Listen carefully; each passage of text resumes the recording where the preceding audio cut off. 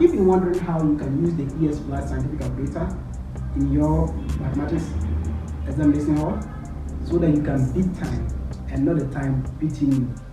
Please, this is your man Alam, and today's tutorial we are going to dive deeper into how to use the ES Plus scientific calculator in solving some mathematics examination questions in your exam hall so that you can always beat the time, because the questions are set in a way that you can use calculator to deal with them.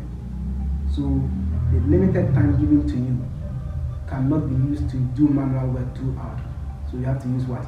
Calculator. Let's get into the video and we are good to go. Say solve the equations there. So I'm starting from 24 because in my previous video I have already solved some past questions on this, and so this video we are just continuing from where we left, but please follow until the end and you will not be left out. You're blessed by the video.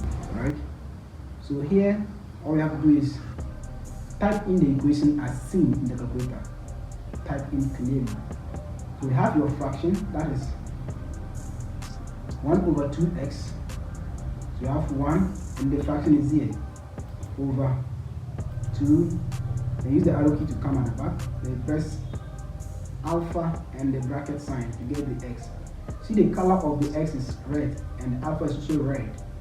That tells which one to press, alpha or shift. If we were looking for the comma here, then we would have used what? The shift, because the color of the shift and the color of the comma there is the same. But here we are looking for x, so we press alpha and that value.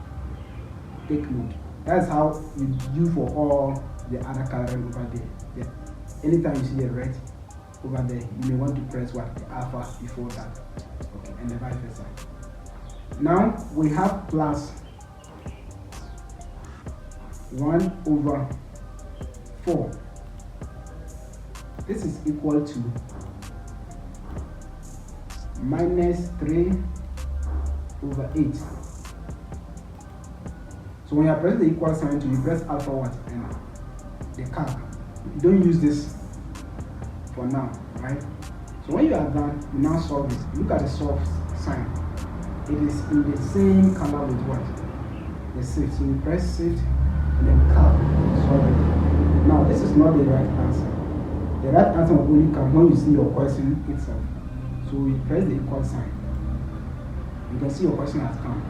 So this becomes the right answer. Negative 1.25. Negative 1.25, which is more of the same like 5 over 4. Negative 5 over 4. If you are not sure of that, you can just type it inside 5 negative 5 over 4. You see that you have the same result. Negative 5 over 4. Press this to have it done. Alright. So once you key this accurately, you have your correct answer. Now the next question says that find the true set of y minus 2 over 2 plus y plus 1 over 4 equal to 3. Here, we don't have y in the calculator. The calculator is programmed in x. So we just have to replace the y with what? X in the calculator. But you know that you are dealing with what? Y. Alright? So you just press your fraction sign. So we have x, which is y in our question, minus 2. Press the arrow key to come down. You type 2, and the arrow key to go to the side, and press plus another fraction, x,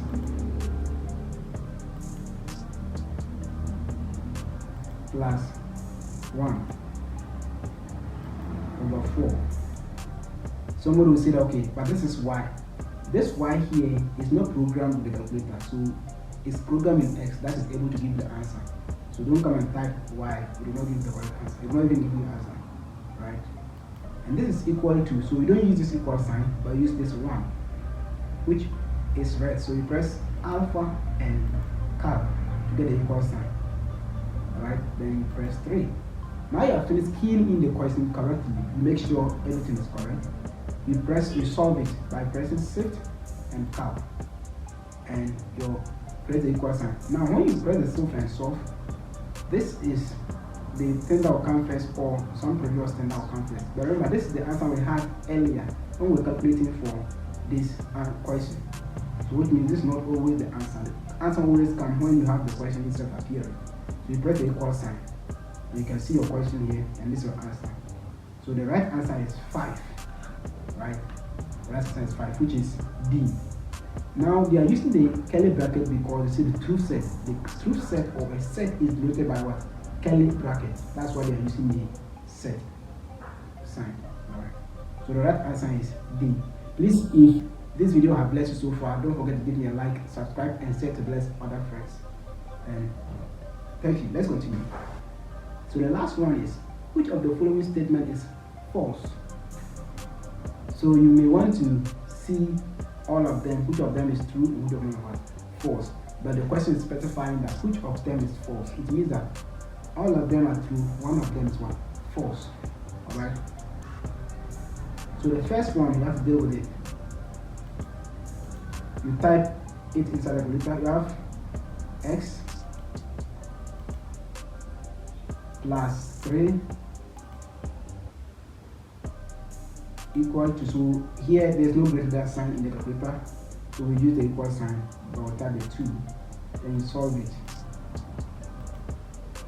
Minus 1, greater than, the sign is greater than, so it means x is greater than minus 1. This is true, A is true. Now let's look at B. B is saying that x is greater than 5, implying that minus x is less than minus 5. It's also true because when I divide 2 by this negative, the sign will change, okay, to become the same as this. It is true. So you don't have to solve it, right? When you come here, x is equal to 5, implying that the square of x is equal to 25. Well, it is partly true, but it's also wrong, because when I take the root of here, I will have minus 5 and positive 5. Minus 5 and positive 5 for x. X is not just equal to 5, it's equal to minus 5 and 5. So C could be correct or wrong. But let's look at the D to be able to verify clearly which of them is correct and which of them is, because the C is partly correct. It's true that x is equal to 5, but let's continue. So the D, x plus 3 is equal to 4. So x plus 3, so I already have it here, is equal to 4. Press the equal sign. Sorry. If you solve it, shift and cap equal, and the answer is 1. Now in our answers here, it's saying that x plus 3 is greater than 4, and your answer should be greater than 1, because when I pick this across the equal sign, I only have positive but not negative. So x is greater than 1, not less than 1. So this one is emphatically false. Nothing is true about the D, so the D is the right answer. The C, although the x carries 2 values, but it's saying that x is equal to 5, which is true, x is equal to 5. So that makes one also true. But this is obviously what? False. So you choose the option as well, D, because x is greater than 1, not less than 1. Alright, please thank you for watching, and don't forget to like, share, and hit that notification bell when I release any other new video. You know, be left out. I have released some tools on Amazon, Mastering Your Mathematics and The Genius Within. They are live. You can go and access them for yourself. The Genius Within and Mastering Your Mathematics. Thank you very much.